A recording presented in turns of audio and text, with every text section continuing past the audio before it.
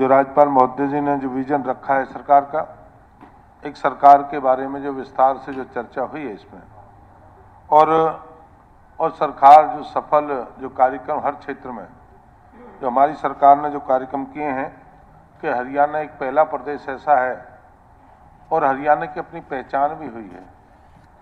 बिन खर्चे बिन पर्चे जो 24,000 अभी डी ग्रुप के सी ग्रुप के आप लोगों ने भर्ती की शुरुआत की थी, जो 24,000 हैं पूरे हरियाणा में। जिस तरह के भारतीय जनता पार्टी की सरकार ने शुरुआत की है, ये हरियाणा में बहुत बड़ी पहल है कि हर व्यक्ति कल्पना करता था कि कौन व्यक्ति, कौन विधायक, कौन मुख्यमंत्री मेरे बच्चों को नौकरी देगा। उसी के आधार पर वोटियों का आधाकरण होता था। और मैं कहता हूं कि जो गरीब व्यक्ति, जो पढ़े लिखे बच्चे थे, जो नौजवान साथी थे, और वो क्या है कि बेरूम रह जाते थे, उनको कोई अप्रोच मिलती नहीं थी कि भारतीय जनता पार्टी की सरकार ने जो शुरुआत की है हरियाणा में, आम व्यक्ति, हरियाणा का व्यक्ति, गरीब व्यक्ति कहता है कि ऐसी सरकार हरियाणा में पहली बार आई है जहां आम व्यक्ति का बच्चा बिन खर्ची बिन पर्ची के हरियाणा में नौकरी जो लगता है।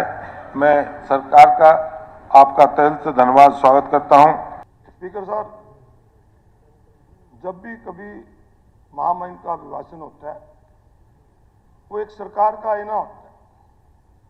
सरकार ये उसमें बताना चाहती है कि हम आगे क्या करने जा रहे हैं, परंतु इस के पढ़ने के बाद लगा कि सरकार केवल पिछली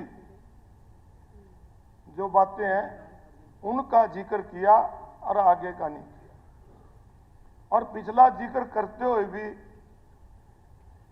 ये भूल गए कि पिछले 10 साल में कितने ही घोटाले हुए, उनका जिक्र भी कर देते कि उनमें क्या बात हुई, क्या रिपोर्ट हुई। शराब घोटाला हुआ सोनीपत में, जांच बिठाई गई, आज तक उसकी जांच नहीं। इसमें जिक्र आना चाहिए था, दान घोटाले का आना चाहिए था, चावल घोटाले का आना चाहिए था, रजिस्ट्री घोटाले का आना चाहिए था। जब अपनी उपलब्धियां बता रहे थे तो कम से कम इसमें इसको भी जरूर दिखाना चाहिए था।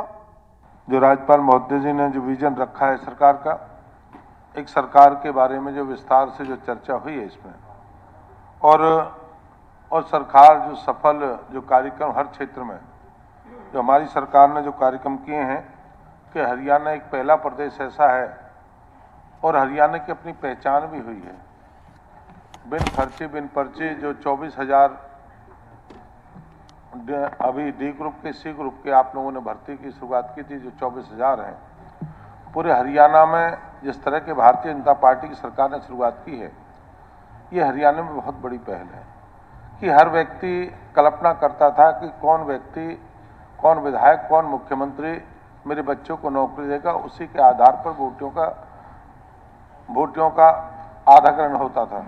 और मैं कहता हूं कि जो गरीब व्यक्ति, जो पढ़े लिखे बच्चे थे, जो नौजवान साथी थे, और वो क्या है कि बेरूम रह जाते थे, उनको कोई अप्रोच मिलती नहीं थी कि भारतीय जनता पार्टी की सरकार ने जो शुरुआत की है हरियाणा में, आम व्यक्ति, हरियाणा का व्यक्ति, गरीब व्यक्ति कहता है कि ऐसी सरकार हरियाणा में पहली बार आई है जहां आम व्यक्ति का बच्चा बिन खर्ची बिन पर्ची के हरियाणा में नौकरी जो लगता है। मैं सरकार का आपका तहे दिल से धन्यवाद स्वागत करता हूं।